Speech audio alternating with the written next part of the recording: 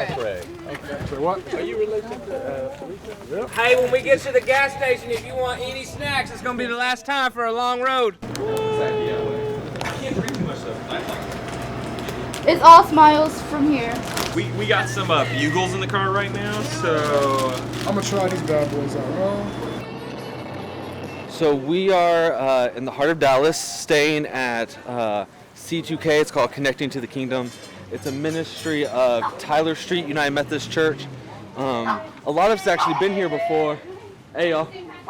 A lot of us have been here before for mission trips. I first came here about 5 years ago when I was working at OCU Wesley.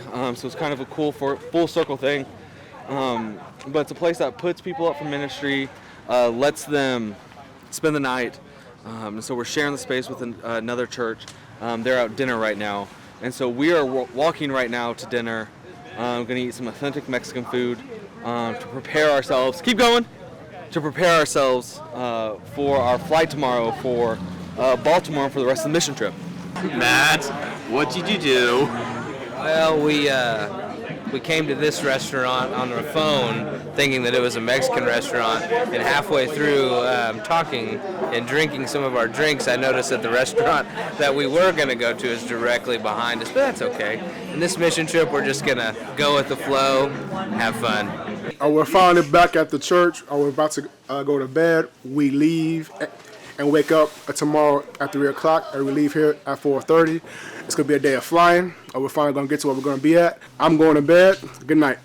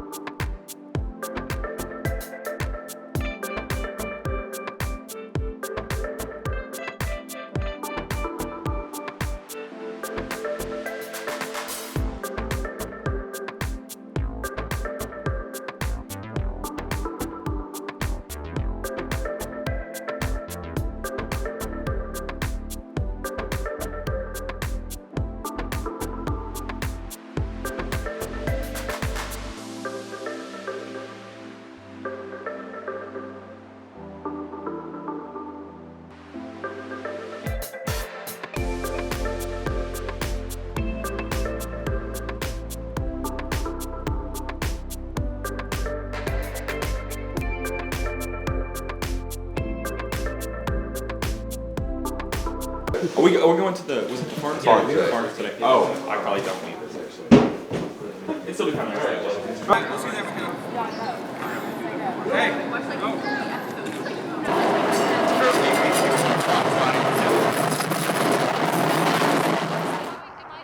So on our first day, it was Monday, we went to Rock City Garden. And it's this garden kind of in the northern area of Baltimore.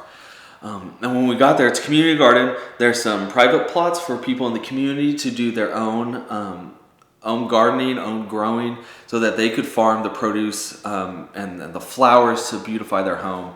And so what we were doing, we were prepping for future planting. We didn't plant. We obviously weren't harvesting. We weren't doing any of the glory work, any of the stuff that you really feel proud of. But what we were doing is helping prepare the foundations for another harvest. For another feeding of the community. Yes, but I don't understand what the thought is that why would you do that? why would you do that? It's not healthy. And so it was kind of disheveled and all over the place because it's just been winter. So we were digging up all the old dirt and putting new dirt on top of it. We definitely dug a lot. I think every one of us had a shovel in our hand almost the entire time. It was really cool to be able to put our hands in the dirt and actually this soil will feed people in the neighborhood that we worked at. People around here, they're not able to access, fresh produce and just different things like that. And so they created that farm so that there can be, fresh produce for people to find and it to be easier to get. There's no Whole Foods to go to around the corner where you can go buy celery, lettuce, tomatoes, that kind of stuff. So they're trying to remedy that by local outsourced farm. I never had the feeling where I had to wake up and not have vegetables or fruit or things of that sort, or potatoes. And all of this isn't exciting. It isn't anything that you can see later on. But that's what this trip is. This trip isn't completely eradicating racism, but it's equipping our students with the skills necessary so that they can do something back in their churches, back in their homes, their schools, their work, their offices, and then just their homes. And so we were cleaning things up. We were pulling things out. We were setting the stage for the future harvest.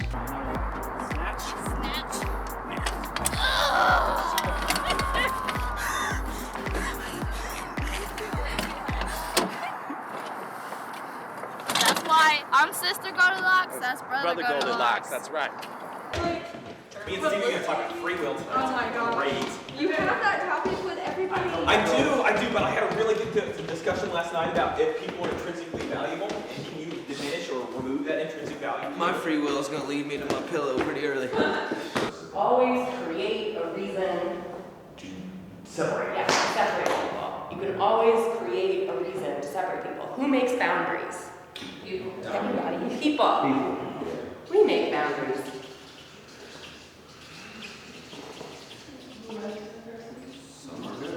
Yeah, why do we make boundaries? Sometimes to protect ourselves. Yeah, absolutely. Control people. Yeah. Comfort, protection, safety, Control survival. Control. of other. That's interesting. That's what she said. I just said it louder for her. Control of other people. The small groups that we have had here have been probably one of my favorite parts, just because, you know, personally, I haven't seen, you know, the impact of segregation as much, and I don't look for it. Growing up, I didn't really hear a lot about Baltimore, so for my first experience being here, it's a culture shock. A lot of their issues are way more on the forefront than ours are in OKC. Like, we're just so spread out that it's easier to not see those things. Whereas in here, they're so compact that, like, they're right there. You see a lot of, you know, the different struggles that people go through out here, and just what just kind of how the structure has made their lives like this. We've really been talking a lot in our evening debriefing and in our conversations, either at the church work site or even at the garden, about what boundaries there are in our lives, personally and communally. What boundaries have we created that keep us safe? And what boundaries are there that keep us separated from each other, and these boundaries that cause harm to us? And Jesus would look at these boundaries, he'd identify these boundaries and interrogate them and point them out, these boundaries that had become so much a part of the people's daily lives that they weren't even aware of them. He would highlight them in order so that we could become closer with one another, and these boundaries that keep us separated also from God, so that we could come closer connection to the one who created us all. We talked about when Jesus broke a boundary to go talk to a Samaritan woman. And so just knowing that Jesus was able to just step out of boundaries and just save different lives like that is very inspirational to me. Invisible Woman. Yeah. Batman's love interest. Selena Kyle. Oh, Catwoman. Yeah. Yep. I'm like, Halle Berry. Clark's girlfriend. Yep. Clark Kent's girlfriend. Lois Lane. Yeah. Good job. This is Invisible Woman's husband. Miss Fantastic. Oh,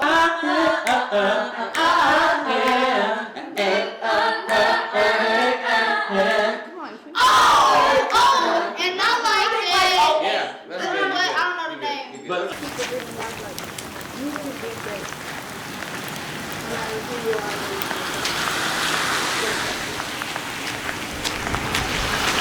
So on Tuesday we visited this church, Amazing Grace Lutheran Church. First off, Amazing Grace Lutheran Church is a beautiful place.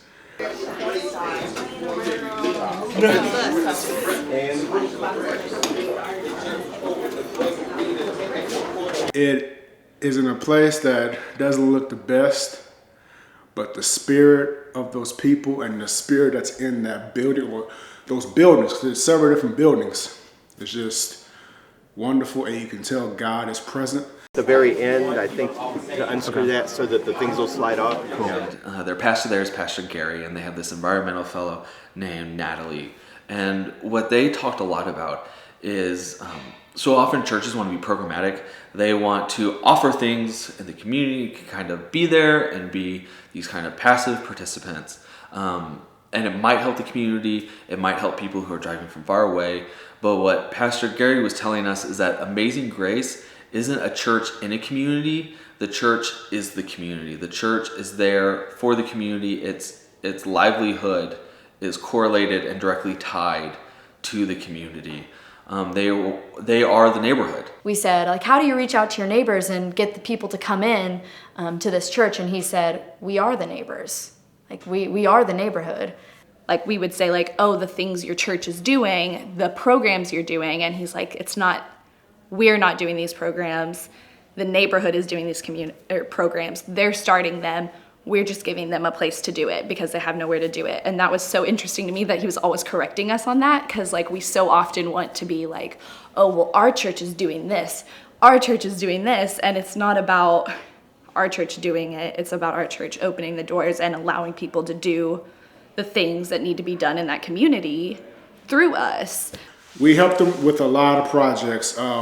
We had people in the garden working with the seedlings. Oh my God, it was nasty down here. So, yeah, so obviously like wildlife habitat signs we're gonna keep, but old dirt like this can be dumped.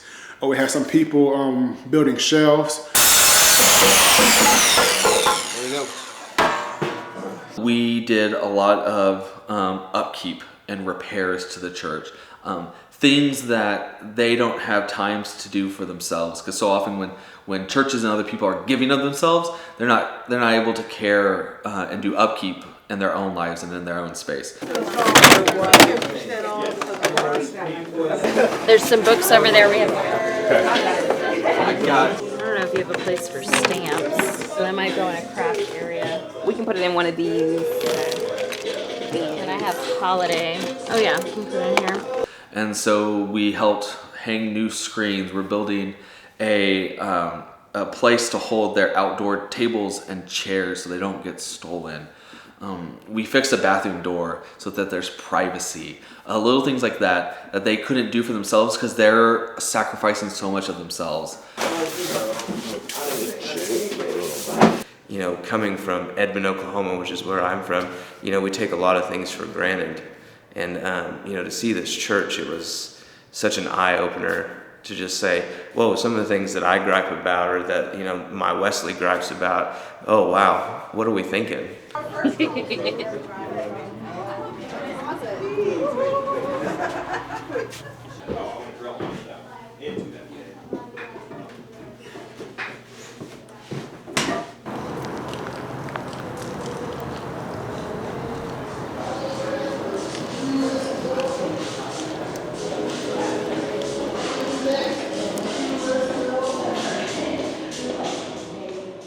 Yeah, so we've been talking about the segregation here a lot, and so it goes back, like the reason it's still segregated today, it goes back so far, like from something that happened so long ago.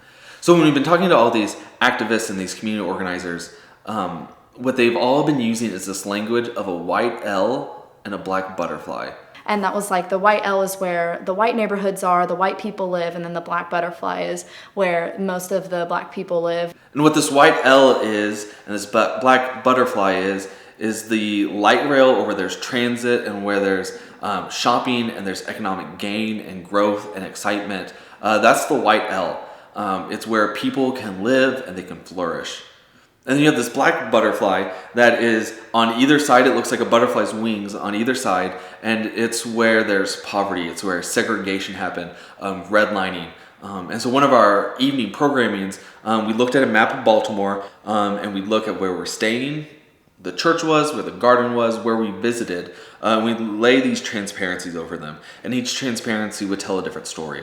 They tell a story of poverty, of the history, policies of segregation, of drug use, of homicides, all of this, redlining, yellow lining, and green and blue lining, who was given money, who was trusted with money, and who was systematically chosen to not have financial and resourceful goods. It's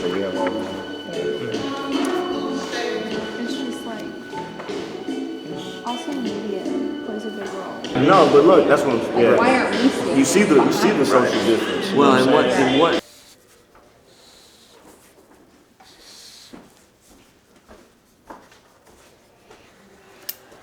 So me You are cutting in my system, sir. Oh, me and you are the last ones on the table shooting. Okay, that's good. I was to make sure I wasn't over or under.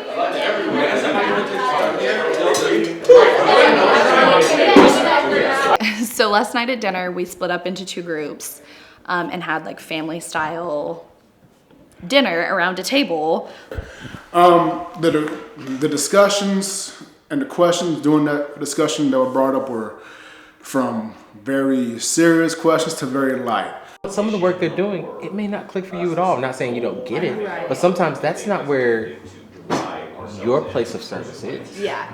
There's no right and wrong with that. Everyone is given different gifts and talents and abilities for different ministries and different types. And so it was interesting to hear people who have grown up in the city and have grown up in neighborhoods similar to the ones we were in yesterday, and talk about like, we think that we're so disconnected from this, that Baltimore is so shocking to us, but we have that in OKC. We just don't know that we do. Some come from very rich backgrounds, some come from very poor backgrounds, and like we've all came together and we're able to talk about what we did at the church and what we did at the farm, and just For a few minutes it was awkward, obviously, but as one student started speaking more, another started. And it just became this fire of great ideas, great conversations, great points that make you go back and think like, I need to rethink some stuff, but also I need to listen more to see what these students got to say, because these students are very brilliant in what they say. And I really. There we go. Sorry, that was like a lot. That was like deep in, like a lot, but I've like been thinking about it. Literally like weeping so earlier, so like you're lucky I'm not doing that. In these kind of conversations, I always think back and I always realize A, the power of Christ, but B, the power of a good meal. How that just brings people out of their shell to actually express how they really feel. And it was some really good and really helpful conversation. So today we're snowed in and we weren't able to go to the farm where we were supposed to go today. So we just thought, how about we clean up the center, which is the place that we've been staying at.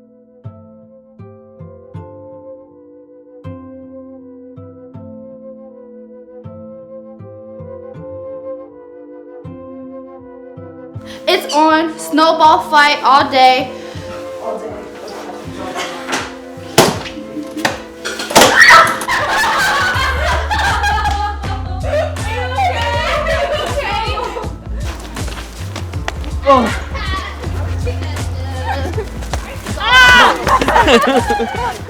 It's on! Wait, you have your phone.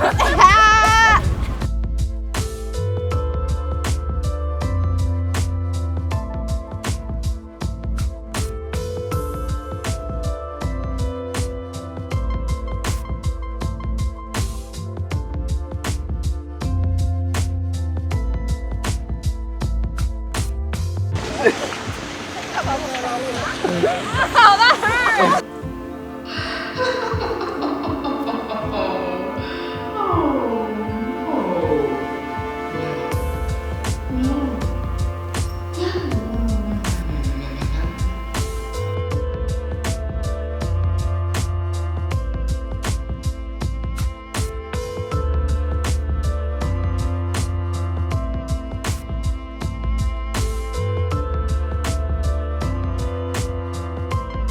Today, there's a lot of snow on the ground, obviously. Hopefully the sun will start melting some of that so we can hopefully dig in the dirt a little bit. Another really big thing that's impacting this green space right now is the opioid epidemic and heroin. So I don't know what you've heard about Baltimore, but it's kind of known as like the heroin capital of the East Coast. It's really terrible, just like I'm sure Oklahoma and South Carolina, there's problems with the opioids, but it's just really striking hard in Baltimore. And so we have folks essentially, using their drugs back here and leaving their vials and needles at the bench and loitering all the time. And it is deterring people from using the space constructively, and rather now we just have drug addicts that are struggling, shooting up their heroin on our bench rather than using it how it's intended to be. So that's a constant struggle that we are working on.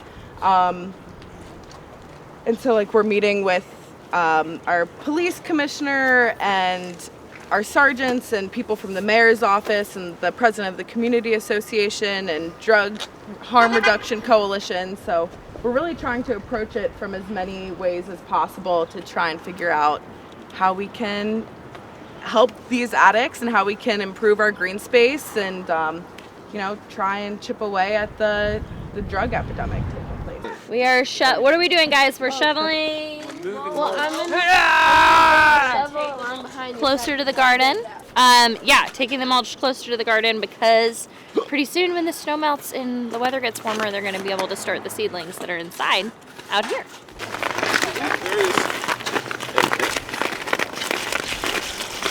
We're clearing off the snow from this pathway so that we can mulch it and people can walk on it without it like being muddy and gross during like the spring. Matt, what is this thing called that we're working on? What is this? Huh? Corral earlier. Corral? Like is it a table corral? Okay. We are working on a table corral is what we're doing. So we're cutting wood pieces right now to set up the length of it. And then we're going to be putting doors and pickets and stuff on it as soon as we're done. No, you're fine.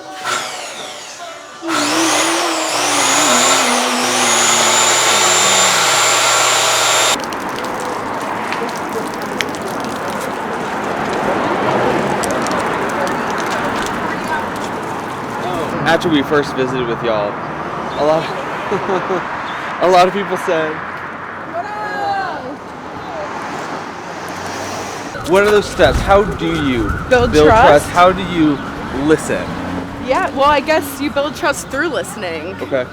And you approach projects and ideas with,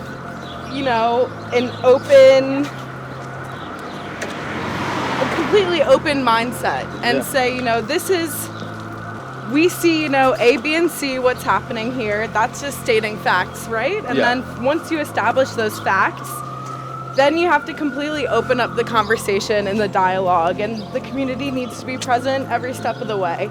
And if it's not, just how we saw that failed rain garden, the community wasn't included in that all the way. Yeah. And it completely failed.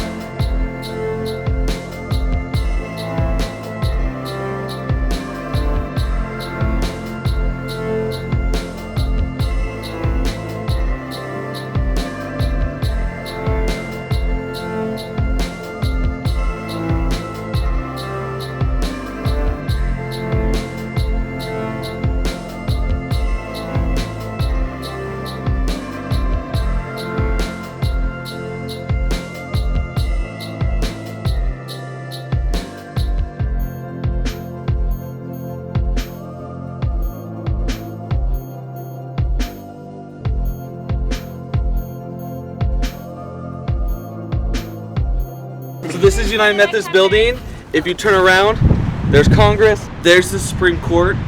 To go to any of these places, you have to look upon the Methodist cross and flame and know that Jesus is present in the Capitol and in our nation. And it was started by women. So this is the United Methodist Building. We're on Capitol Hill, right across from the nation's capital and next to the Supreme Court. The building was built in 1923. Majority of funding came from women who were Methodist and wanted to make sure that our voices were heard in the corridors of power. And so the Supreme Court was built in 1924, and so we were here before then. It's an exciting place to be. This is the building houses the advocacy and public policy agency of the United Methodist Church. And in the building also are other United Methodist agencies, Council of Bishops, General Commission on Religion and Race, United Methodist Women. And so it's a really exciting place to be, to say, you know, we as people of faith care about what's happening in our country and in our world. And so we need to be using our resources as a church to speak up to make sure that dust isn't collected under social principles, but are actually enacted to care for people with whom we live and work and serve. There's a pastor from North Carolina. His name is James Brigman. He's from Rockingham, a small town in North Carolina. His daughter is 9 years old. She cannot walk, she cannot feed herself, and she cannot speak. She's a medically fragile child. And if Medicaid was cut, they would not be able to hire help to care for her 24 hours a day. He wouldn't be able to pastor his church, and they might have to sell their store in their town, which is how they make money. He was preaching one day, and he would tell you the scripture. There's a video of him talking. He just said, I knew God told me to walk. He walked here 400 and some miles to come tell his senators and his members of Congress, his representatives, not to cut health care, not to cut Medicaid, because his daughter would die. That's awake. And he trusted that God would care for him as he walked from all the way through North Carolina, through Virginia, and up to D.C. So when he got here, we met him, and then I spent the week with him, and his wife drove up, and I spent the week with them and their daughter, Lauren Faith. And for me, talk about God, spending that week with them and seeing what it means for a family that needs Medicaid to, if they were to lose it, what would happen? Seeing how they took care of her. She's using a feeding tube to eat. And their unconditional love for their daughter. That was Jesus in this space, in this debate around policy. And there were people who did not vote to cut Medicaid because they met that family. That was God. Absolutely. But it was one person who was not used to exercising, who just said, I gotta walk. And he said after day 2, day 3, the blisters started, scabbing over, and then it got to be a little bit better. But he trusted that along the way he'd meet people who would welcome him into their houses. He'd find a place to stay. Jesus is at work. Jesus is around. It may not look like what we're expecting, but trust that there's a community of people who want this world to be thy kingdom come, thy will be done on earth as it is in heaven. We all got to work together.